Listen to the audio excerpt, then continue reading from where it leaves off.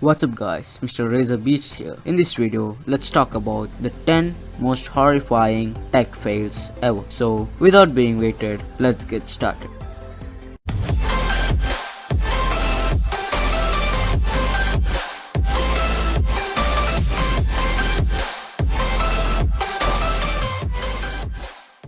Now, starting from number 10, the 3D TV. In 2010, it was supposed to bring a new level of immersion to the way people viewed movies in their living room. But unlike in theaters, where 3D screenings are fairly common, the effort to bring that same experience to the home failed miserably, and the screen sizes of most TVs don't showcase 3D in the same way of content popping out of the giant movie theater screen. TV companies continued to back 3D for several years, and there was a decent selection of 3D Blu-rays to choose from, but people just never took it. And you can only force a feature on people for so long. By the later half of 2010s, the industry gave up on the dream and moved toward HDR and other picture enhancements that don't require glasses. Now, coming to the number 9, Samsung Galaxy Note 7. When Samsung's Galaxy Note 7 first hit the review cycle on 17 August 2016, the reviewers went totally nuts on the phone,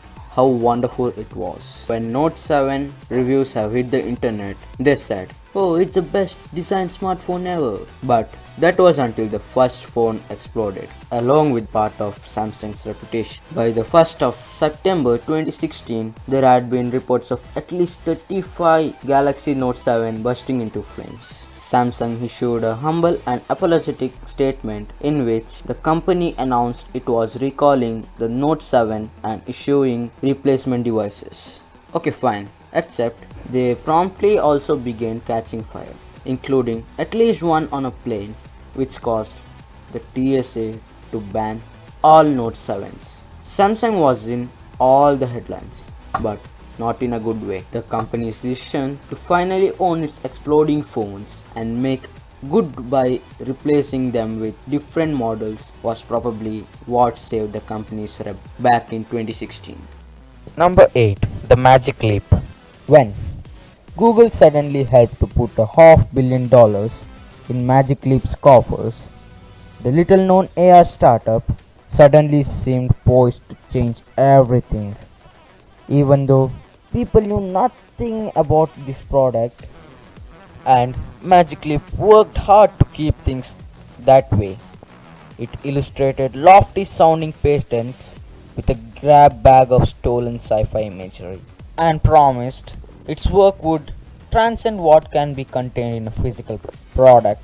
Magic Leap impressed so many rich, smart and powerful people that something amazing had to be going on. But delivering on that hype would have taken a near miracle. In reality, Magic Leap's first headset was a lot like the existing Microsoft HoloLens, but no obvious business model and a less established company backing it up.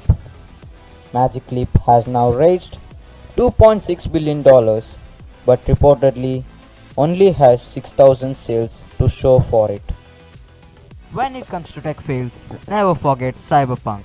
But this game still helped CD Projekt to the company's best ever financial results. The preparation of this game started in 2012 and ended in 2020. This game was a high quality and expensive game which took the games to next level. But when the game released, it was only half coded. This led to the failure of this game. Counting down to number 6, Steam Machines. Back in 2012, a company called Valve was building gaming consoles. But while they managed to build an extremely impressive console-sized gaming PC and an intriguing controller to go with it, the company's overall plan relied on a wide array of partners to do the heavy lifting, and they didn't have enough carrot or sticks to keep them on track. The Steam machines finally launched in 2014 with a laughable, confusing array of computers, some far more expensive than a console, and they only supported a fraction of games in the Steam catalog. In the end, Valve's partners decided to ship Windows instead, or in addition to Steam OS, if they didn't cancel their console SQ computers altogether.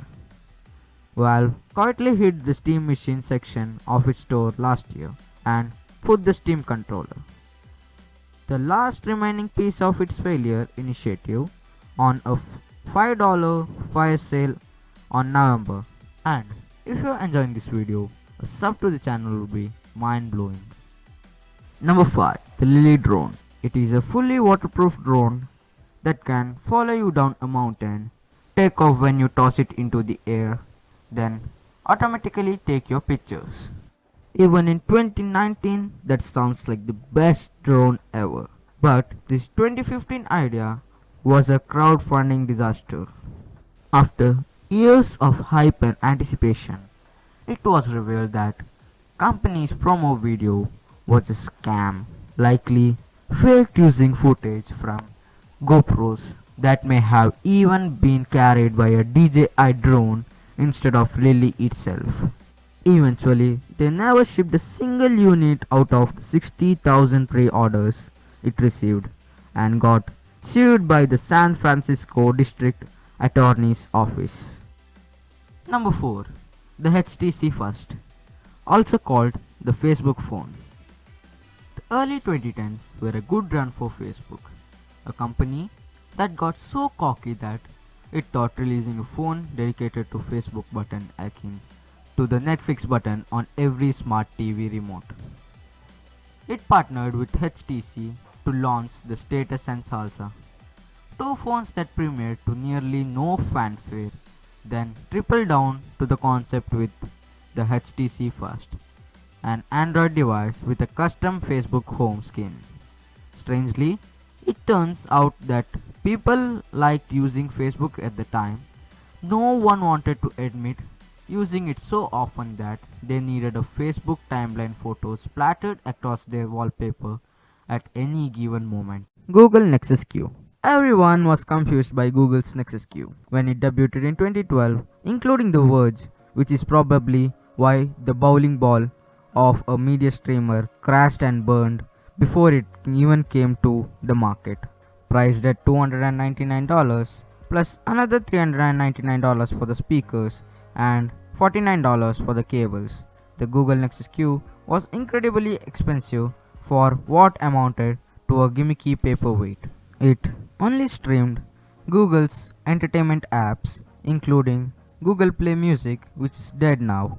It had weird connection issues and required an app to change any of the device settings. Shortly after that, Google announced Nexus Q's official launch date, telling those that pre-ordered it that the company heard initial feedback from users that they wanted Nexus Q to do even more than it does today, and decided to postpone the consumer launch of Nexus Q. But honestly, they never launched the device and gave away its remaining prototypes for free. Number 2. Google's Project Ara. This began in 2013 when Dave Hawkins came with a video concept about phone blocks. It was like a dream phone to everyone because you can change its look whenever you want. It was like you can prefer Face ID or a fingerprint scanner. Snap your preference into the base frame. Speed? Pop in a new CPU or GPU or memory core. Improve photos? OK Google eject camera. Google's new Motorola division took the concept and ran with it before stumbling at the finish line and calling it quits in 2016. Coming to the end, Tesla's Cybertruck.